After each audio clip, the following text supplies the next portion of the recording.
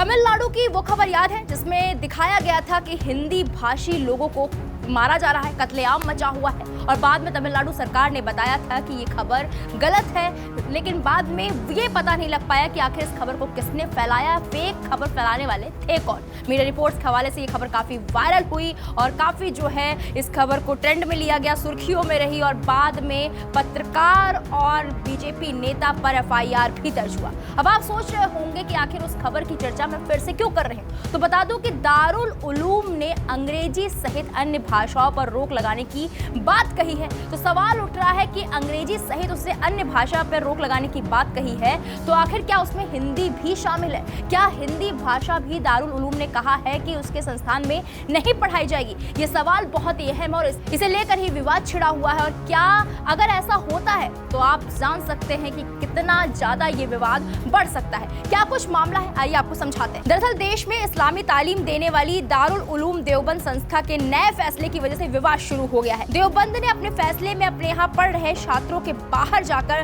किसी अन्य सिलेबस को पढ़ने पर पाबंदी लगा दी है। संस्था का कहना है कि बाहर जाने से संस्थान की अपनी तालीमी व्यवस्था खराब होती है। संस्था ने ये पाबंदी इसलिए लगाई क्योंकि छात्रों ने दूसरे कोर्स को पढ़ने के लिए बाहर जाने से संस्थान की तालीमी व्यवस्था प्रभावित। मीडिया रिपोर्ट्स के मुताबिक दारुल उलूम देवबंद के शिक्षा विभाग द्वारा जारी आदेश के मुताबिक छात्रों को सूचित किया जाता है कि दारुल उलूम देवबंद में शिक्षा ग्रहण करते हुए दूसरी किसी तालीम यानी कि अंग्रेजी वगैरह अन्य भाषा की इजाजत नहीं होगी। अगर कोई छात्र इस काम में लिप्त पाया गया या किसी और जगह उससे इसके बारे में जुड़ी जानकारी मिली तो उसे सस्पेंड कर दिया जाएगा। गौर करिएगा बातों पे कि अंग्रेजी सहित अन्य भाषा, तो सवाल इसी पे उठ रहा है कि अंग्रेजी पर लगाम लग रही है तो क्या अन्य भाषा में हिंदी भी आ रही है? क्योंकि दारुल उलूम ने अंग्रेजी सहित अन्य भाषा का जिक्र किया है, क्लियर नहीं किया है कि उसमें भाषाओं का जिक्र नहीं किया कि और कौन कौन सी भाषा नहीं होगी, इसलिए विवाद और भी बढ़ा हुआ है। आदेश के मुताबिक पढ़ाई के दौरान में भी कोई भी छात्र क्लास को छोड़कर किसी और कमरे में बिल्कुल न ठहरे। दारुल उलूम प्रशासन किसी भी वक्त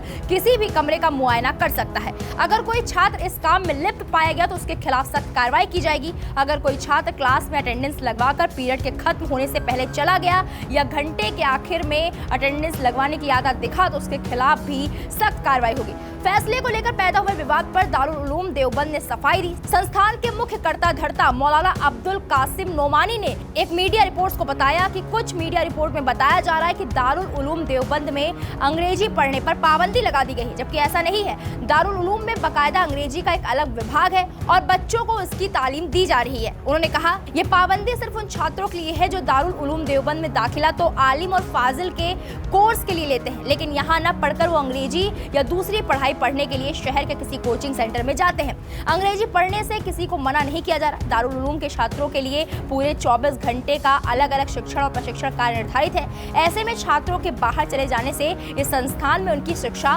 प्रभावित होती है। नोमानी ने बताया ये पाबंदी सिर्फ उन्हीं छात्रों के लिए नहीं है बल्कि कई ऐसे छात्र हैं जो मदरसे में दाखिला लेने के बावजूद बाहर अपना कारोबार करते हैं, चाय का ठेला लगाते हैं। उन सभी के ऐसा करने पर पाबंदी लगाई गई है। उसी तरह इन छात्रों पर पाबंदी लगाई गई है कि अगर उन्होंने किसी कोर्स में दाखिला लिया है तो उसका पूरा मन लगाकर पढ़ाई करें। दारुल उलूम की सफाई के बाद ये साफ हो गया कि वहां पर किसी भाषा पर बैन नहीं किया गया है। अब इस पूरे मामले को लेकर आपकी जो भी राय हो हमें कमेंट बॉक्स में जाकर जरूर बताएं। VK न्यूज, राष्ट्र के नाम।